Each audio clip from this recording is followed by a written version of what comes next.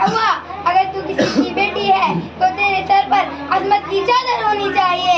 अगर तू किसी की बहन है तो तेरे हाथों में हया की कंगन होनी चाहिए।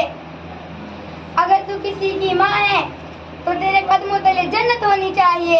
अगर तू किसी की बीवी है तो तेरे सीने में वफा की तोप होनी चाहिए। क्योंकि जिस वक्त तेरा वजूद जिल्लत व रुसवाई का था, दुनिया में तेरा कोई मकाम नहीं था। दुनिया तुझे जलील निगाहों से देखती थी, तुझे जिंदा दर गुजर कर दिया जाता था।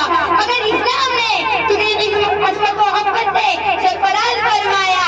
तेरी इज्जत व आबरू की हिफाजत की, तेरे वफाए को माशरे में बढ़ाया, तेरी अजमत को लोगों में रोशनास कराया। गर्ज ये कि इस्लाम ने तुझे इज्जत अता फरमाई। बारे ताला मुझे भी और मेरी माँ और बहनों को भी तमाम बुराइयों से बचने और उम्महातुल मुमिनीन के नक्श कदम पर चलने की तौफीक रहमत फरमाए। आमीन या रब्बुल आलमीन।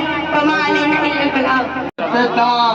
सफात सजाए, देखिए हश्र में हर फरिश्ता, देखिए हश्र में हर फरिश्ता हाथ बांधे कदम से कराए। देखिए हश्र में हर फरिश्ता हाथ बांधे कदम से कराए। वो मोहम्मद है खुदा है, वो मोहम्मद है नूरे खुदा है। ये न समझो खुदा से जुदा है, वो मोहम्मद है नूरे खुदा है। ये न समझो खुदा से जुदा है। क्या है?